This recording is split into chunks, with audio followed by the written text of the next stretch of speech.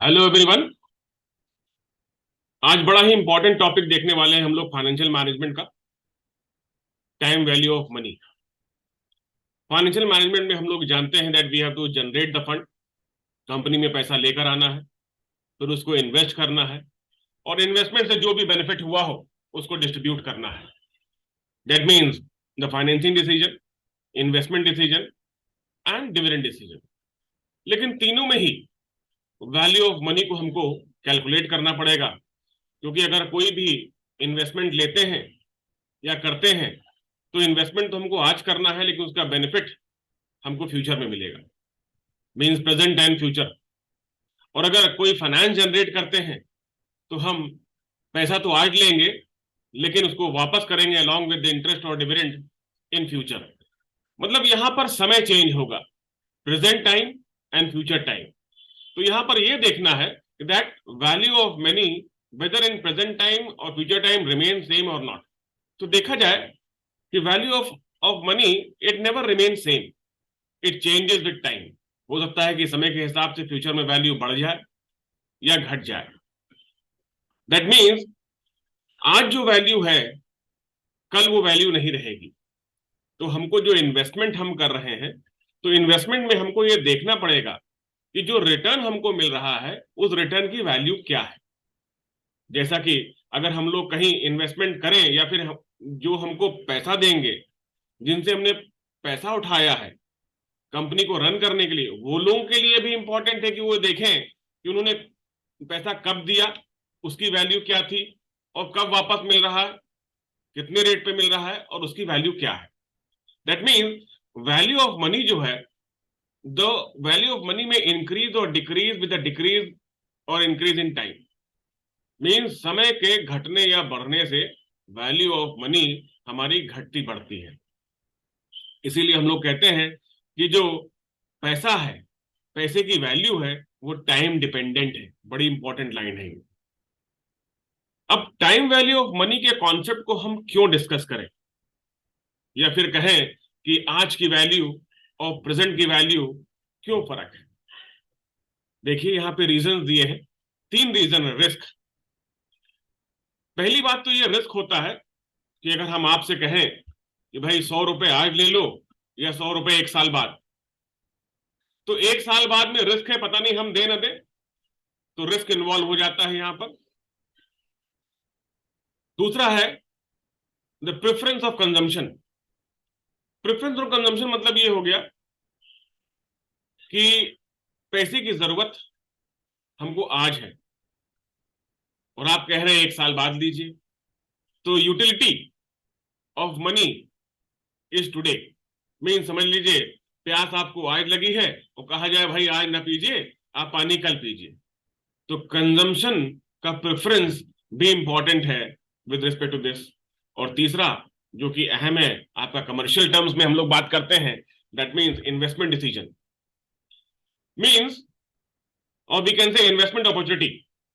कि अगर आज हमको 100 रुपए मिल जाएगा तो उसको हम इन्वेस्ट कर देंगे, और जो भी रेट ऑफ इंटरेस्ट के हिसाब से हमको एक साल के बाद या 2 साल के बाद हमको उस पर इंटरेस्ट मिल जाएगा, मीन्स इन्वेस्टेड मनी हमारा बढ़ के हमको वापस मिलेगा। तो risk, consumer preference and investment opportunity, इन तीन चीजों को ध्यान में रखते हुए it is very much necessary that we are suppose to discuss and understand the value of money. अब देखिए छोटा सा एग्जाम्पल लिया कि मान लीजिए 1 लाख रुपए इन्वेस्ट किए गए बैंक में 12% रेट के हिसाब से एक साल के लिए। तो 12% है 1 लाख पे, मतलब 12,000 रुपए का इंटरेस्ट, मतलब एक साल के बाद हमको 1,12,000 मिलेंगे। तो हम इसमें यह कह सकते हैं कि 1 लाख जो है वो प्रेजेंट वैल्यू है, और 1,12,000 जो है अलॉन्ग विद द इंटरेस्ट मिला वो हमारी फ्यूचर वैल्यू। तो प्रेजेंट वैल्यू 1 लाख और 1,12,000 हमारी फ्यूचर वैल्यू। तो यहां पर फ्यूचर और प्रेजेंट में हमको तालमेल बैठाना है, because the value of money never remain the same, it may increase और decrease with the passage of time. अब इंटरेस्ट की बात करते हैं। दो तरह के इंटरेस्ट हैं, बहुत सालों से आप लोग 10th से 8th क्लास से आप लोग पढ़ते हुए आ रहे होंगे, सिंपल इंटरेस्ट और कंपाउंड इंटरेस्ट। थोड़ा सा एक ब्रीफ देखते हैं। ये देखिए सिंपल इंटरेस्ट, कि अगर प्रिंसिपल अमाउंट हमारा 1 लाख है, 10% का रेट ऑफ इंटरेस्ट है, तो सिंपल इंटरेस्ट के हिसाब से 1 साल बाद वो 1,10,000 हो जाएगा। 10,000 रुपए interest, first year, second year, third year, fourth year, fifth year, हर साल 10,000 रुपए का इंटरेस्ट मिला, और ये बढ़ के हमारा 1,10,000, 1,10,000 पे फिर 10% मिला, ये भी आपका 10,000, और ये टोटल जो हमको 5 साल बाद मिलेगा वो है 1,50,000। मतलब 1 लाख रुपए अगर 5 साल के लिए इन्वेस्ट हो और 10% का रेट ऑफ इंटरेस्ट है, तो 5 साल के बाद सिंपल इंटरेस्ट के हिसाब से 1,50,000 हो जाएगा, क्योंकि सिंपल इंटरेस्ट जो है वो हमारा सेम रहता है through the passage of time. ठीक, सिंपल इंटरेस्ट का बहुत इजी इक्वेशन है। सिंपल इंटरेस्ट मतलब PNR, principal, n is basically the time, we can say in terms of year, and R is the rate of interest per annum। तो year और interest, N और R, मतलब इसको हम लिख सकते हैं I is equal to P N R. अब इसी चीज को I is equal to P N R मतलब अमाउंट अगर हमको फाइंड आउट करना है कि अमाउंट मतलब फ्यूचर वैल्यू, तो प्रिंसिपल प्लस इंटरेस्ट ये हमारी फ्यूचर वैल्यू हो गई। That means A is equal to P plus I, या फिर इसको हम लिख सकते हैं A is equal to P plus P N R. I की जगह हमने, आई हमारा इंटरेस्ट है, आई की जगह हमने पी एन आर लिख दिया, तो A is equal to P plus P N R, या फिर P को हम कॉमन ले लें तो A is equal to P 1 plus N R, ये भी हमारा इक्वेशन बन सकता है। मतलब ये सिंपल इंटरेस्ट का एक सिंपल सा इक्वेशन है, that is I is equal to P N R. इसी को तोड़ तोड़ के हम कई इक्वेशन, कई फॉर्मूले बना सकते हैं। जैसे यहां पे देखिए, I is equal to P N R, अब principal is equal to interest upon R N. अब इसको हम कैसे लिख सकते हैं, एन को इधर ले गए, अगर हमको एन निकालना है तो interest upon P into R, या फिर अगर हमको अमाउंट दिया है तो हम अमाउंट में से प्रिंसिपल्स को माइनस कर दें, फिर भी निकल सकता है हमारा एन। अगर हमको आर निकालना है तो आर के लिए भी हम लोग इसको घुमा फिरा सकते हैं। दैट मीन्स इक्वेशन को अपने हिसाब से हम लोग तोड़ मोड़ सकते हैं, और उसी के हिसाब से हमारा ये कैलकुलेशन हो जाएगा, राइट। तो in this way we can say that the simple interest along with the formula it can be calculated। और यहां पर ये देखने वाली बात यहां पर है, एक लाइन इंपॉर्टेंट है कि जो हमारा n है वो भी ईयर्स में है, r जो है वो भी ईयर में है, तो हमको हर चीज जो है ईयर में कन्वर्ट करनी है। अगर डेज में दिया है तो डिवाइड बाय 65 डेज अगर ईयर में है, अगर वो वीक में दिया है तो 52 से डिवाइड कर देंगे हम, और अगर वो मंथ में दिया है तो 12 से डिवाइड कर देंगे। बेसिक आइडिया है कि हम इसको जो है कि ईयर्स में कन्वर्ट करें। कंपाउंड इंटरेस्ट सिंपल सा मतलब है इंटरेस्ट पे interest, that we can say as the compound interest, कि जो भी हमको इंटरेस्ट मिल रहा है उस इंटरेस्ट को प्रिंसिपल में हम ऐड कर देते हैं, और फिर उसके ऊपर नेक्स्ट इंटरेस्ट को हम कैलकुलेट करते हैं। वही चीज देखिए, 1 लाख 10%, 10,000, पहले साल आपका 1,10,000 हुआ, लेकिन दूसरे साल 1,10,000 का 10% लेंगे तो इंटरेस्ट हो गया 11,000, तो ये बढ़ के हो जाएगा 1,21,000। तीसरे साल 1,21,000 पे 10% 12,100 रुपए इंटरेस्ट, 1,33 हो गया, 1,33,100, 1,33,100 पर 10% का इंटरेस्ट इतना। मतलब टोटल 1 लाख रुपए अगर कंपाउंड इंटरेस्ट के हिसाब से वो इन्वेस्टमेंट है तो वो 1,61,051 रुपए, 1,61,051 रुपीज हो जाएगा 5 साल के बाद। मतलब जो भी प्रिंसिपल अमाउंट हमारा है, उस प्रिंसिपल अमाउंट जो प्रीवियस ईयर का है उस पर हम इंटरेस्ट को कैलकुलेट करेंगे, उसमें से इंटरेस्ट हम प्लस कर देते हैं। कंपाउंड इंटरेस्ट का ये इक्वेशन देखिए बड़ा ही इंपॉर्टेंट है, एक इक्वेशन को अगर आप ध्यान कर ले तो compound interest, future value, present value सब निकल आएगी। Compound interest A is equal to P, A is the amount, that is the future amount, P is the present value, you can say as the principal amount, 1 plus R power n। अब अगर आपको compounded half yearly करना है तो simple R divide by 2 और 2n हो जाएगा। Quarterly करना है तो इसी फॉर्मूले में r डिवाइड बाय 4n हो जाएगा।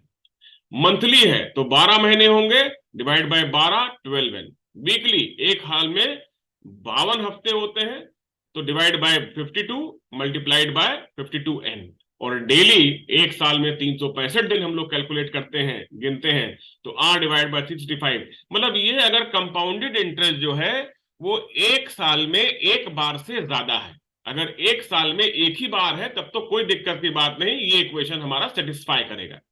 लेकिन अगर कंपाउंडेड इंटरेस्ट जो है वो एक साल में 2 बार है, 4 बार है, 12 बार है, 52 बार है या 365 बार है, then we have to change the formula accordingly.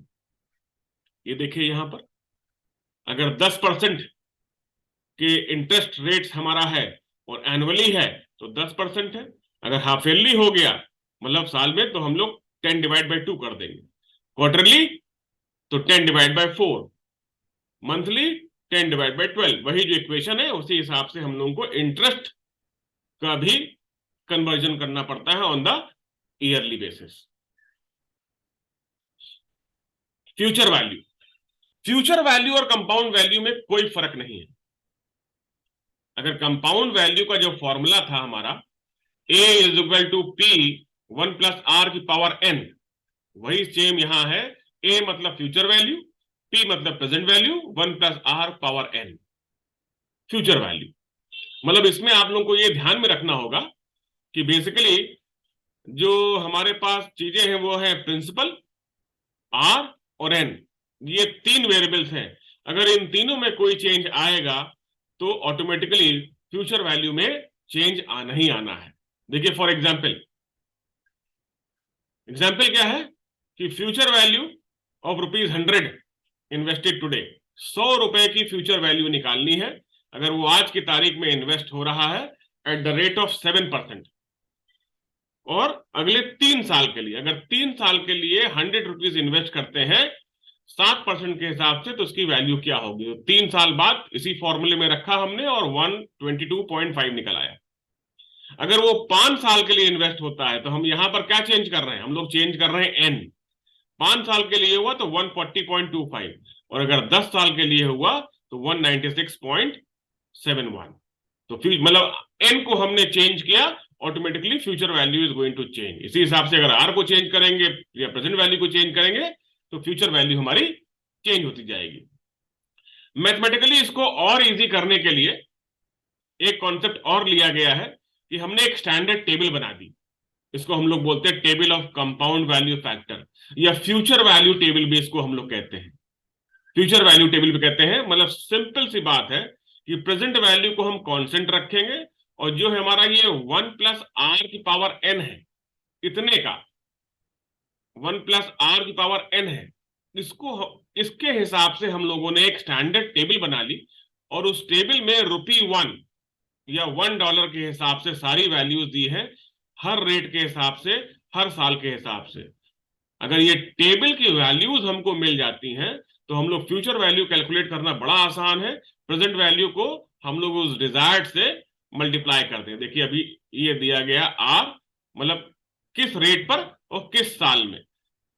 अगर आपने कहा कि 7वें साल में, और रेट ऑफ ये 7% रेट के हिसाब से 5वें साल में, तो उसकी वैल्यू हमने देखी और मल्टीप्लाई कर दिया और डिजायर्ड वैल्यू हमारी आ गई। सी द टेबल, यहां पे टेबल देखिए, फ्यूचर वैल्यू टेबल है, $1 है या ₹1 है, बात एक ही। यहां तो वैल्यूज को हम लोग को लेना है। 7% था एग्जाम्पल में हमारा। थर्ड ईयर क्या है? 1.225। देखिए सेम वैल्यूज आपकी 1.22, 1.40, 1.96। मतलब अगर 100 से मल्टीप्लाई करेंगे तो इतना ही आएगा। मतलब अगर इसकी वैल्यू क्या है? इसकी वैल्यू जो है वो है 1.967। 1.967 मतलब ये हो गया 100 से मल्टीप्लाई किया तो 196 हो गया। तो प्रेजेंट वैल्यू को सिर्फ हम मल्टीप्लाई करेंगे टेबल वैल्यू से, and we are able to get the thing. Left hand side जो दिया होगा वो हमारे एक तरह से ईयर्स दिए होते हैं, और ऊपर जो दिए होते हैं वो हमारा परसेंटेज दिया होता है। तो परसेंटेज के हिसाब से हम लोग उसको वैल्यू को फाइंड आउट करते हैं, प्रेजेंट वैल्यू से मल्टीप्लाई करेंगे और हमारी फ्यूचर वैल्यू निकल आएगी। तो बहुत ज्यादा कैलकुलेशन हमारा बच जाता है अगर टेबल वैल्यूज हम लोगों के पास प्रेजेंट हो। सेम चीज जैसे ऊपर अभी हम लोग ने किया था कि जहां पर हमारा compounded more than one in a year है कि एक से ज्यादा बार अगर हम लोग इसको कंपाउंड कर रहे हैं तो आर को डिवाइड कर देंगे हम लोग एम से। एम मतलब वही आपका जो रेट ऑफ इंटरेस्ट आपका चेंज हो रहा है, और एन को मल्टीप्लाई कर देंगे एम से। यहाँ एम ले लिया है हमने, बात वही है यहाँ पर। चीजें देखिए वही चेंज हुई, एनुअली, जो semi annually, quarterly, monthly and daily future value. और सीरीज ऑफ फ्यूचर वैल्यू अगर होगा कि 5000 हर साल है, first year, second year, third year है, तो फ्यूचर वैल्यू की टेबल अभी आपने देखी थी 1.1, ये आपका सेकेंड ईयर वैल्यू, ये थर्ड ईयर वैल्यू, मल्टीप्लाई कर दिया, और इसका ये सीरीज ऑफ फ्यूचर वैल्यू हमारे पास निकल सकती है कि 5000 रुपए की वैल्यू हर साल है। तो 3 साल के बाद 15,000 रुपए जो है वो 18,215 के हिसाब से आएंगे अगर वो 10% रेट ऑफ इंटरेस्ट के हिसाब से इन्वेस्टमेंट किया जाता है। मतलब होता ना कि हम लोग रेकरिंग अकाउंट खोल रहे हैं और हर साल हम 5,000 रुपए देंगे और रेट ऑफ इंटरेस्ट जो चल रहा है 10% चल रहा है, तो अगर 3 साल में हमने खाली रेकरिंग अकाउंट खोला तो वो प्रिंसिपल अमाउंट हमारा 15 हो जाता है, लेकिन 3,215 रुपए हमारा इंटरेस्ट मिल जाएगा 10% के रेट के हिसाब से।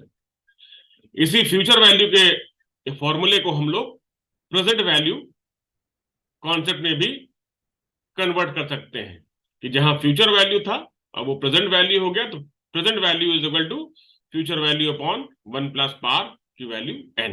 ये डिस्काउंटिंग टेक्निक है। Present value is a method to determine the present value of future in inverting the compounding. जो कंपाउंडेड प्रोसेस था उसको इन्वर्ट कर दिए, इसको हम लोग डिस्काउंटिंग रेट भी कहते हैं।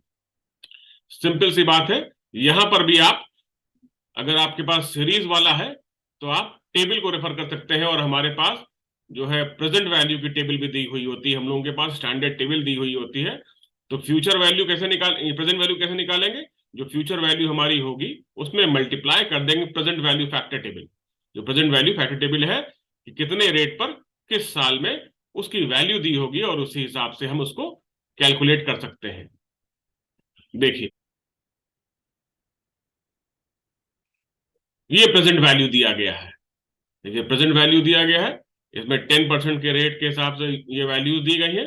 जो फ्यूचर वैल्यू हो उससे आप मल्टीप्लाई कर दीजिए और आपको चीजें ये राइट। तो आज हम लोगों ने दो ही कॉन्सेप्ट देख लिए। जब देखा जाए सिंपल इंटरेस्ट भी देखा, कंपाउंड इंटरेस्ट भी देखा, फ्यूचर वैल्यू भी देखा और प्रेजेंट वैल्यू भी देखा। दैट मीन्स कोई भी इन्वेस्टमेंट करना है, any financing decision that we are suppose to take, वहां पर कॉन्सेप्ट प्रेजेंट वैल्यू और फ्यूचर वैल्यू का आता है, और फ्यूचर वैल्यू और प्रेजेंट वैल्यू का आएगा तो concept of time value of money हमको समझना बहुत जरूरी है। एक ओवरऑल जिस्ट आपको देते हैं कि ये सिंपल इंटरेस्ट का इक्वेशन, इसको आप ध्यान में रखिए। अगर इसको ध्यान रखेंगे सारे फॉर्मूले इसी से बन जाएंगे। देन आपका ये कंपाउंड इंटरेस्ट आता है, इसको आप ध्यान में रखिए। इंपॉर्टेंट एस्पेक्ट, कंपाउंड आ गया तो फ्यूचर वैल्यू भी आ गई और प्रेजेंट वैल्यू भी आ गया, राइट। तो in this way I and my lecture. Next lecture में फिर से कोई और कॉन्सेप्ट हम लोग लेकर आते हैं। Thank you all of you. इस पे न्यूमेरिकल करिए and I suppose you will not find any difficulty, और नेक्स्ट लेक्चर में एक आधे न्यूमेरिकल्स को भी लेकर हम लोग इसको डिस्कस कर सकते हैं। Thank you all of you.